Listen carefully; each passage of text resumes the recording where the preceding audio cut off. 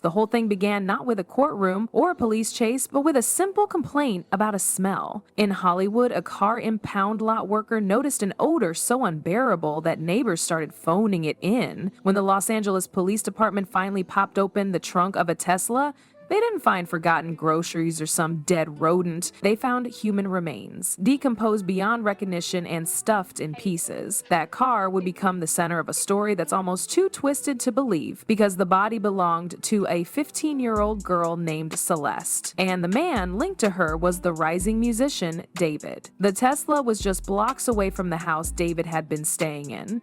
Investigators suspected right away that this wasn't some random drop-off. The proximity suggested the crime scene was much closer than anyone wanted to imagine. When they started pulling records, neighbors, and family members into the conversation, the threads unraveled fast. Celeste hadn't been some nameless runaway. She had been reported missing before, even returned home once, only to vanish again. Yet her mother never gave police the one crucial detail that could have changed everything. Her daughter was involved with David, a 20-year-old who by then was tattoo matching and flaunting a teenage girlfriend. The secrecy around their relationship had always been thinly veiled. Old TikTok posts showed comments calling David out for hanging with minors. People claimed he was waiting on LAPD to get him, and at first it looked like wild internet speculation. But when detectives dug deeper, they found his name popping up in Celeste's messages, in her neighborhood, even in her friend circles. Screenshots revealed he was paying off people close to her. Friends admitted he'd slipped them cash so they wouldn't mention her age. More disturbing still, whispers grew that Celeste's own family had looked the other way, trading their daughter's safety for money.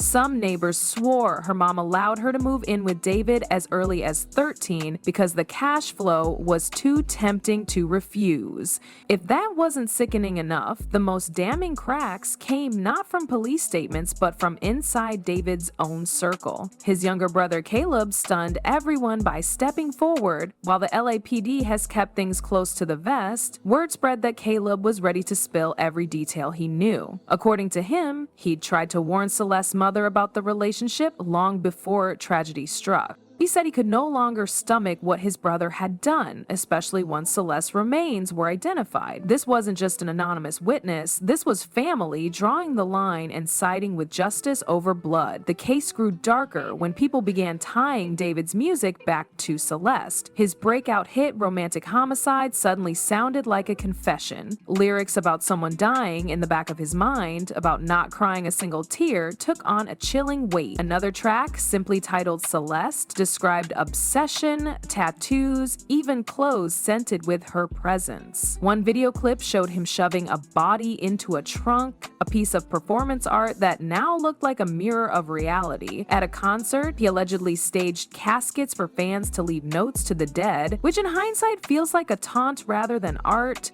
Celeste's friends had sensed danger before officials even confirmed her identity. Screenshots from Discord chats showed them accusing David outright, recounting nights when she drunkenly spam called him only to vanish days later. Some said she confided that her parents were annoying, and his reply, "Don't worry, I'll fix it," was always followed by PayPal transfers. According to leaks, he even bragged about paying up to $10,000 a week to keep everyone quiet. The sheer brazenness of it left people asking how a whole community missed the signs. Then came the bombshell detail that set social media ablaze. Celeste may have been pregnant. Messages between her and David hinted at it, adding another layer of exploitation to an already tragic story. To think a 20-year-old man entangled a teenager in a relationship that ended with death, all while using his fame and money as cover, was enough to spark outrage across the country. What made it worse was the timeline. Celeste's disappearance, the discovery of the body, and the eerie anniversary dates lining up with David's song releases painted a picture of planning rather than impulse. September 7th, the release date of Romantic Homicide, was also Celeste's birthday. Coincidence?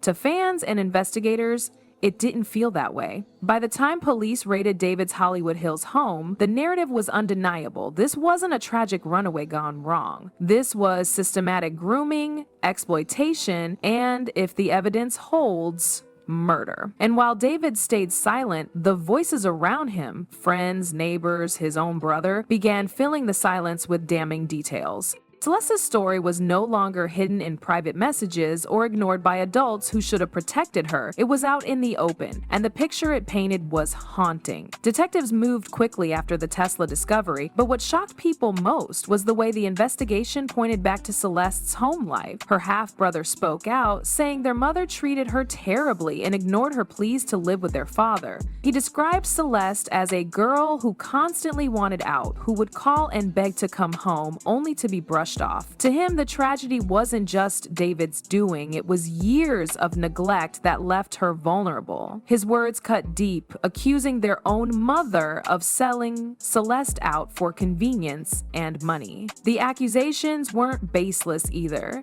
Screenshots floating around online showed messages where Celeste complained about her parents being annoying, and David always replied with some version of, "Don't worry, I'll fix it." He knew exactly what fixing it meant. Another payment to her family, another round of hush money to keep her close. Neighbors even claimed the family would let her vanish for weeks at a time as long as David's money kept flowing. It was an arrangement so twisted it blurred the line between victim and accomplice, and people began calling for Celeste's mother to face charges too. In Lake Elsinore, the whispers grew louder. Locals said this wasn't the first time Celeste had disappeared. She'd been sneaking out since she was 11, and by 13 she was practically living with David. It became common knowledge in the neighborhood, yet nothing was done. Some said her parents leaned on her relationship with him because the money helped cover bills. Others swore her friends were paid off not to snitch, turning the whole community into silent bystanders. One chilling online comment from 2024 read, "Her family knew he was with her since she was 11, they didn't care, all they cared for was the money." Whether every detail was true or not, the story added a sickening weight to what was already unfolding. Meanwhile, investigators tore apart David's Hollywood Hills house, spraying luminol to track hidden traces of blood. Floors, drains, walls, nothing was left unchecked. If the theory was correct, Celeste had died inside that very home before being dismembered and left in the Tesla. The search warrant itself was proof enough that police believed something happened there. Photos from the raid leaked online showing officers hauling bags of evidence out into the night. Rumors swirled that traces of blood had been found despite thorough cleaning attempts, though the official results were never publicly released. As the probe deepened, David's online footprint became damning in its own right. Old TikToks resurfaced where users accused him of being involved with a 13-year-old. His lyrics suddenly read like diary entries instead of abstract art. "I don't care about the law when I'm with you because I be breaking it all the time." He had rapped once, and now people couldn't unhear it. The eerie part was how bold he'd been, posting photos with Celeste, flaunting matching tattoos that said "shh," even recording songs directly named after her. It was all hiding in plain sight. Fans felt complicit, like they'd been clapping along to a confession the whole time. Then came the discovery that Celeste had been wearing an engagement ring in her final months, gifted by David. She'd posted photos with the ring on a backup account, flashing a fresh tattoo of his name. For a teenager barely old enough to drive, it was evidence of just how far he'd pulled her into his world. Some of her friends leaked chats where she admitted she thought she was pregnant. That revelation took the horror to another level. Not only was she groomed and financially leveraged, but now there was the possibility of a child caught up in it all. The internet responded with outrage, pushing hashtags demanding justice. People called David a predator, a manipulator who used fame and wealth to buy silence. But there was also fury towards Celeste's parents, especially her mother, for allowing things to spiral this far. More and more, the public saw this not as a story of one man's crime, but as a collapse of every adult who should have protected her. The betrayal felt collective, and that anger wasn't fading. Caleb's decision to cooperate with investigators became the turning point. Unlike friends, neighbors, or internet commentators, his testimony carried the weight of blood ties. Reports spread that he was disgusted by the relationship between David and Celeste from the beginning, that he tried speaking to her mother, and when she brushed him off, he held on to the knowledge until it became too much to bear. He told detectives what he saw, what he heard, and most importantly, what he believed his brother had done inside that house in the Hollywood Hills. The idea of a brother turning on a brother shocked fans, but it also made the case impossible to ignore. The police built their timeline around his statements. They mapped out Celeste's last known communications, tracked her phone records, and compared them to the movements of David's Tesla. Surveillance cameras showed him parking near the impound lot just before the car was abandoned. Witnesses described him acting nervous, ducking out of sight, while others claimed he seemed almost proud, bragging to people close to him that nobody would ever pin anything on him. That arrogance contrasted sharply with Caleb's quiet anger, and when word leaked that the younger brother was ready to testify in court, public opinion shifted further against David. Fans of his music were torn apart. Some clung to denial, arguing the lyrics were just art, but others couldn't ignore the eerie overlap between his songs and the unfolding investigation. Romantic Homicide, once praised for its raw emotion, now felt like a blueprint for violence. Another track explicitly used Celeste's name, describing obsession and possession in ways that matched too closely with what friends said she experienced.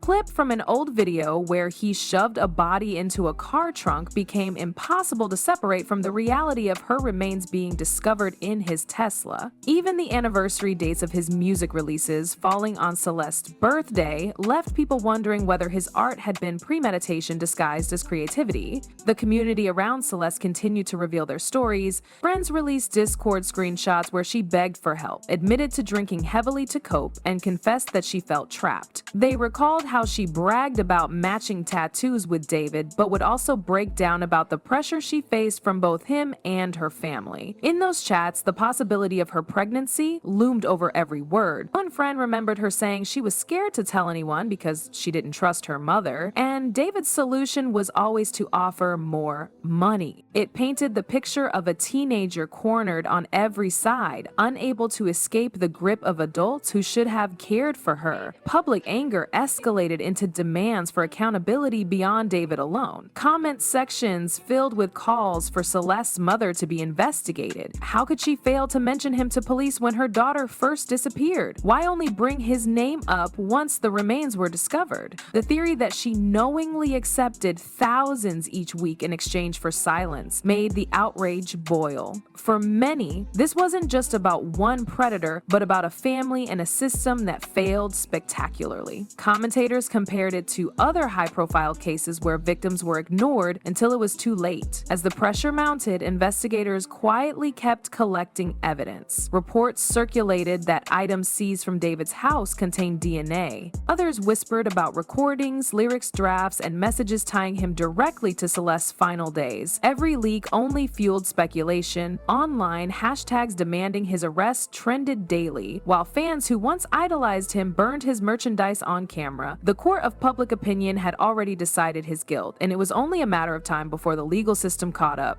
Celeste's story became more than a true crime headline. She became a symbol of how easily vulnerable teenagers can be manipulated when the adults around them turn a blind eye. Her face-filled timelines, her name echoed in protests, and her short life became a rallying cry for tougher protections against exploitation. Even in death, her voice carried through her friends, her brother, and the evidence that refused to stay hidden.